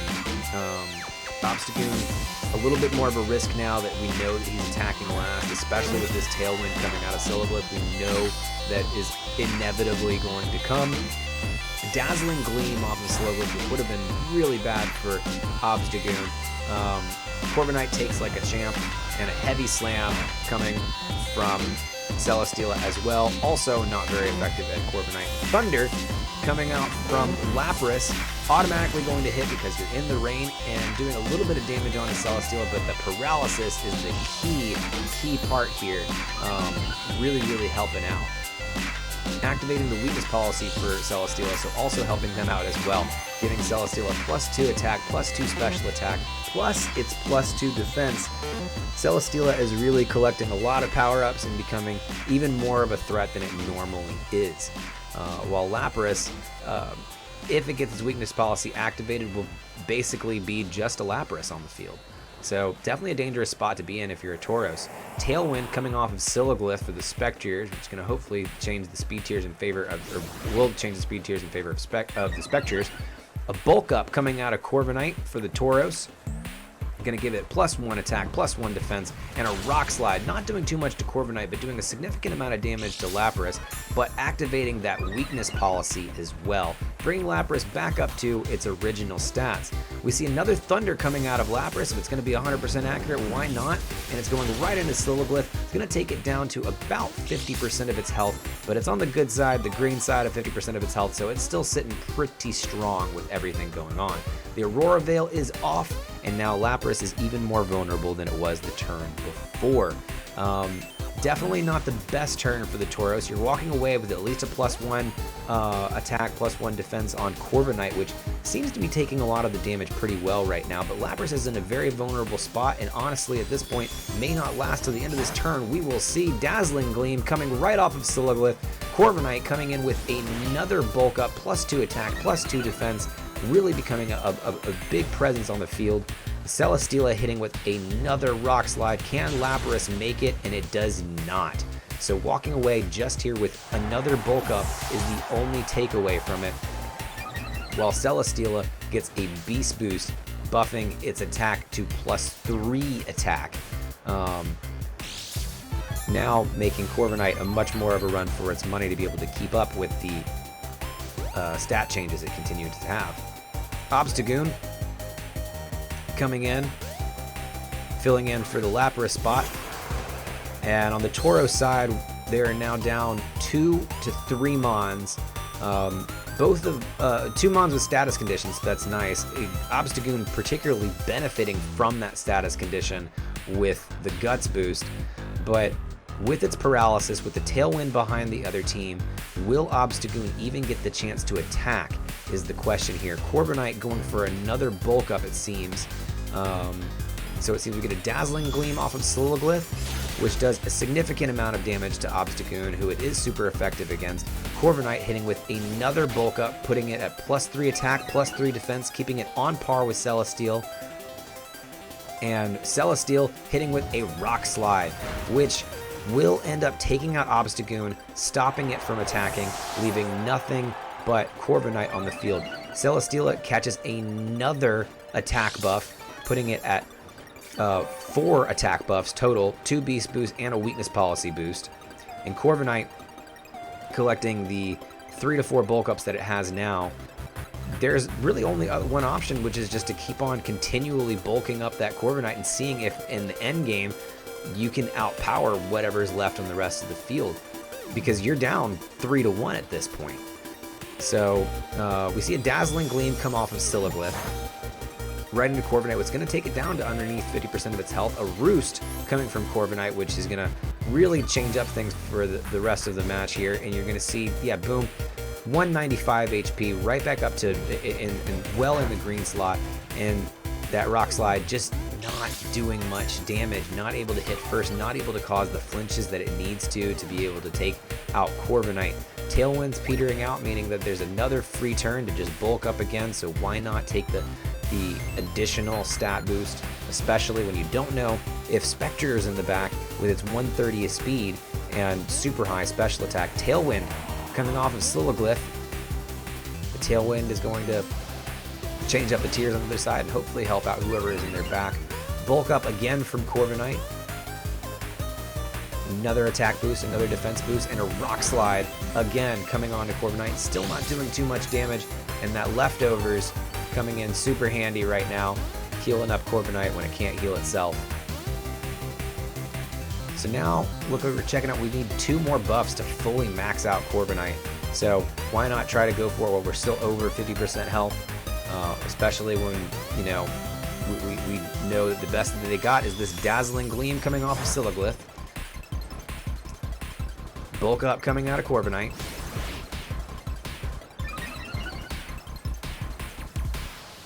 And Rock Slide coming out of Celesteela. If you're in the Tauros, even though you're down right now, there is a way out of this if the cards are played correctly. I think the right move here would be to either bulk up or Roost again. You're 1 away from maxing out everything totally. And then you can just start firing off attacks with body presses or Brave Birds at this point, because your attack is maxed out too. So I think either a Roost or a bulk up here would be critical. We'll see how the Spectriers return this, and if they try to do anything to switch up, maybe possibly switch one of their mons in. They're not going to switch in Celesteela because it's collected too many buffs. Dazzling Gleam, again, coming off of Silaglyph, not doing too much damage. And a Roost coming off of Corviknight, well able to get that health way back up to where it needs to be. About right up to fully healed, and a fully parried Celesteela. That really came in handy. Great turn for the Tauros. And looks like they're one away from maxing out the stats completely. Might as well go for one more bulk up and ensure that whoever's in the back there has to deal with a really, really scary, completely maxed out Mon. Bulk up one more time. Fully bulked up Corviknight. Rock Slide, not hitting before that bulk up, so it's not able to make it flinch. Still not doing too much, only getting it to around 162 HP. And that leftovers keeping it well in the 80 to 90% HP range. Tailwind's petered out, so we know what Silaglyph is going for. And looks like it's time to start the body press. And with Corviknight at fully maxed out stats, this is, unless there is an answer in the back there for Corviknight, the Spectres are actually the ones that are at a disadvantage here. There doesn't seem to really be anything that they have an answer for Corviknight right now, and it's not really helping them out. Body press coming out from Corviknight. We'll see how much this does. Now, Celesteela does have 2 defense buffs, so it is pretty strong there. Rock Slide coming off of Celesteela, still not doing too much damage. But with Corviknight in the position that it is, almost anything that comes out of there, there's just, you know, one body press with how high its defense is just going to dominate whatever is coming in now. So Corviknight is in a very, very commanding position here, but can it pull off a 3-1 deficit? We'll have to find out. That's a lot to ask for one Mon. Corviknight is a Mon that can do that, but we'll have to see. Dazzling Gleam again coming off from Silaglyph. Corviknight coming in with the body press on Celesteela, which looks like it probably hurt a lot, being that it's a giant point.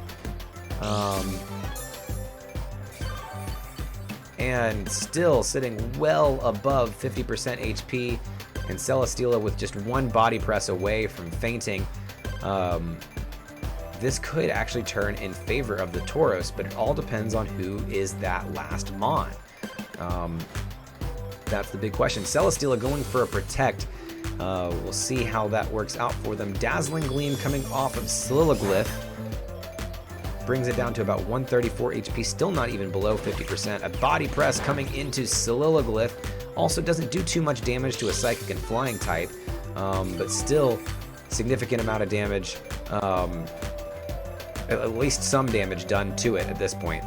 Silaglyph and Celesteela not looking good at all at this moment. Celesteela definitely within one body press of being KO'd. Silaglyph looking like it's either 1 or 2 body presses away from being put in that position. So who knows? Another Dazzling Gleam off of Silaglyph. It seems like the best that it can do in this scenario. Body press coming off of Corviknight into Silaglyph. It's still not enough to KO it. And another Rock Slide coming off of Celesteela. Is it enough? I don't think so, but it is enough to knock it to under 50% HP. The leftovers bring it just above it. Another Tailwind's petered out, so likely another Tailwind coming off of Silaglyph. Probably the perfect time for the Tauros to roost. So it looks like the long game is being played here with the Tauros. Yeah, see, we get a Protect coming off of Celesteela, so it was probably a really good call for the roost here. Tailwind, no damage being done, and an easy chance to just pick up some health with roost. And that puts Corviknight back up at full health and in a really, really bad spot if you are the Spectriers right now, because there's really not much you can do to take out this Corviknight. You don't have, there's no Flamethrower, there's no Thunderbolt, anything. Tailwind coming off of Silaglyph, which it just used last turn. So it must have been a mistype there. But that is going to take out Silaglyph. narrowing that lead back down to a 2-on-1 matchup. Celesteela coming in for the Rock Slide again, still not doing much damage at all, and the leftovers will put it again above 80% of its health. 3-minute warning on the match as this one really starts to push the limits on how long these matches go. Lycanroc comes in as the last Mon, the Mon hidden in the back. One body press is probably going to be really, really bad for Lycanroc, so unless it's got something good, Fire Fang is there, but it's still not enough to get through its solid defense. Body press coming off into Lycanroc, completely KOs Lycanroc, and now the Tauros have a 1-to-1 matchup against a Celesteela that has not been able to do anything against them all game. Rock Slide coming into Corviknight, not doing anything here. Can Corviknight pull off this 3-to-1? It looks like it is possible. Leftovers getting it well above that 80% needed. And there's just one body press left in Celesteela. All Corviknight has to do is make sure it hits this last move in and it can win the match. 2-minute timer comes on. Celesteela is down and the Tauros are able to take this one back from a 3-to-1 deficit. An incredible match won against the undefeated Eldrich Spectriers. There's nothing that they had against Corviknight, and so let's see how this deals for them in match 2. Match 2, still a very intimidating team to go up against. They're undefeated for a reason, so let's see how they change their lead in match 2 to match up with this. Spectrier and Raichu are out for the Spectriers this time, so we finally see the notable sweeper, the league KO contender Mon out for the Spectriers, which is Spectrier. And Lapras and Thundurus back on the Tauros side. If it won one match, you know, why not try it again? So we know that Raichu this time has Eerie Impulse, and we're just not going to allow that to happen with Thundurus on the field. But Spectrier could Nasty Plot as well, so it's a tough call for the Tauros here on who to taunt, but there's definitely some taunting that needs to happen. And we see that the Spectriers, right off the bat, are going to Dynamax, what it looks like, Spectrier. And that would be the notable one, so no Nasty Plot off of Spectrier that first turn, but still a scary, scary threat. We know that Spectrier is a super fast, super powerful special sweeper with that Grim Neigh boost that can really, really allow it to just sweep like crazy. And the Dynamax for Tauros as well. Lapras coming up strong, coming up big. Here to put up some shields. Put the hurt on. And with that, we see Raichu is going to hit Helping Hand onto Spectrier. That +6 priority is going to get past that Prankster taunt and allow it to at least give one little buff to its partner before it can't give any more buffs anymore. A Max Phantasm coming into Thundurus knocks out Thundurus completely. And Lapras' defense falls, Thundurus goes down. Raichu is unable to do its Eerie Impulse, but Thundurus is out of there. Grim Neigh boost for Spectrier puts it in a very, very scary place, and the G-Max Resonance onto Raichu without that Eerie Impulse does a lot more damage, bringing Raichu down to under 50% health and putting up those shields for the Tauros.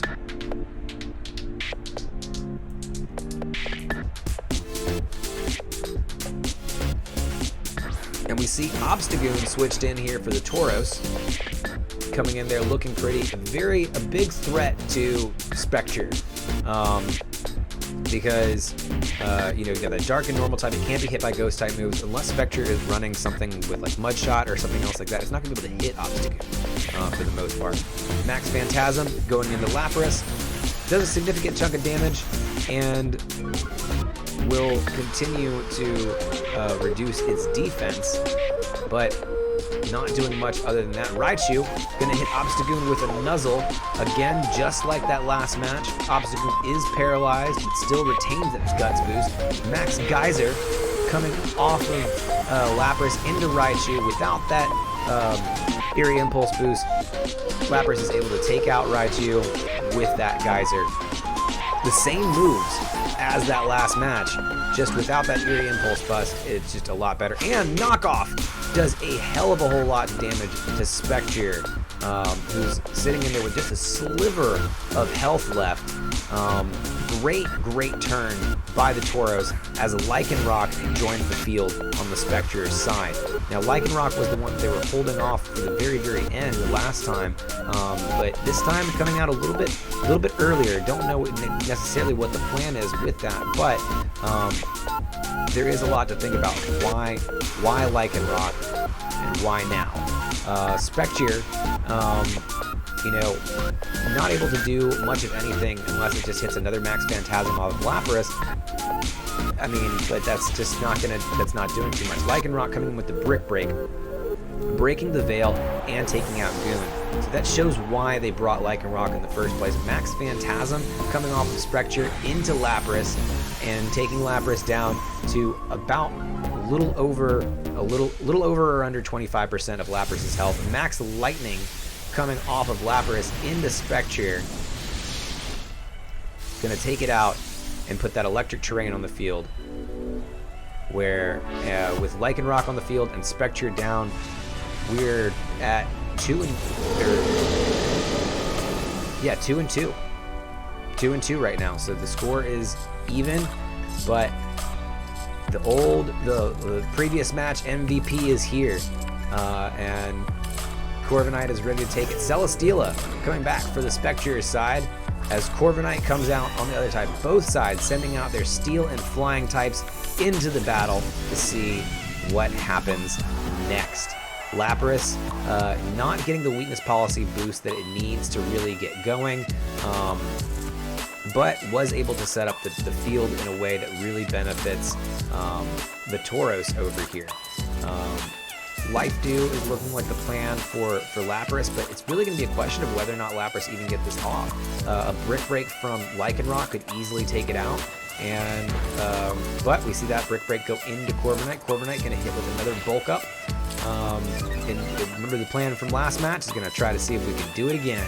Celesteela going in with a Rock Slide, and that may be it for Lapras. Lapras going down to the Rock Slide, and it is back to Lycanroc, Celesteela versus Corviknight. This time, Corviknight with 1 attack boost, 1 defense boost, Celesteela catching that 1 beast boost. Can the Spectriers defeat the Corviknight, the bane of last match, is going to be the question. And for the Tauros, you know, you've got to still play this right. You know,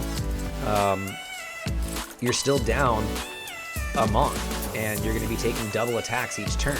So rationing out your HP is going to be critical here. So to see if they go for a Rooster or Bulk Up is going to be very integral here. Bulk Up instead, so this could be not this turn, but the next turn is going to be a very critical one of whether or not that is the Brick Break to break all Brick Breaks. Getting down to about 69 HP. The leftover boost is going to bring it back into 81, close to 50%, but not quite. Definitely want to go for a Roost here, but the Brick Break is going to get it really close to the edge. Is it able to survive it? And it does. Corviknight goes in for the Roost, which doesn't get it all the way up to full HP, but still a significant amount above it. Rock Slide for Celesteela, not doing very much damage. The Bulk Ups have finally caught up and are really stacking up against the other side here. With 2 Bulk Ups, the question is, do you go for more, or do you just try to ride this out? You know that Celesteela is not doing much damage. You've tried this last time. You know, what do you go for? Do you try to go for the inevitable, like, I know that if I bulk this guy up, I can win this? or do you just try to get this out of there and not take as many brick breaks? And we see that brick break coming off there. It's still not doing much. One body press is able to take out Lycanroc with that 2 defense boost. And so now it is back to a 1-on-1, 2 steel and flying types. Rock Slide coming off of Celesteela, still not doing much damage. Leftovers, it's going to bring Corviknight to just above 50% health as the electricity disappears from the battlefield. And this battle of the steel and flying types continues. Is there anything that Celesteela can do at this point to really bring it back? I don't think so, because if it did, it would have done it last match. It doesn't seem that they were running Flamethrower or any kind of Thunderbolts or anything like that. And so Corviknight's just free to bulk up here and, you know, ensure that it has a victory, or it has the win con that it needs. And the leftovers, if just under 50% health, so it's really kind of taking all that damage and getting it back from its leftovers at this point. Another bulk up from Corviknight, or where Roost from Corviknight to ensure that health is at the right spot. Honestly, just kind of circling the drain here and ensuring that the win con is what you want it to be, because still at this point, as long as there's no damage on Celesteela, the Spectriers win the match if the timer runs out. There's still plenty of time left in this game, so I'm thinking that Tauros are going to hopefully wrap this up soon, but instead they go for another bulk up. Make sure that, you know, this is for sure in the bag.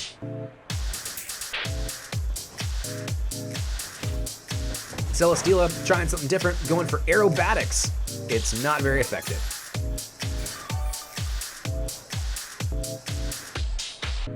Leftovers pretty much keeps Corviknight at full health, and looks like it's about time for some body presses. Now officially at this point, the Tauros have won the match, as long as they can keep their HP above where Celesteela is at.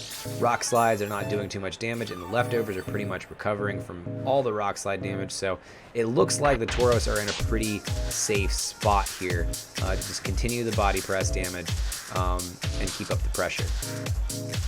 Celesteela just, you know, it can protect and hold off the inevitable, but at the end of the day, yeah, Corviknight's got this, so they're able to put it off for one turn, but that just gives another leftover boost, make sure that Corviknight's at full health, and allows for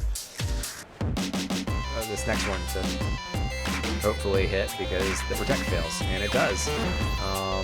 And Celesteela looks like one body press away, so it looks like just one more body press should wrap up this match. The battle is canceled. So at that point, the forfeit goes to the Tauros.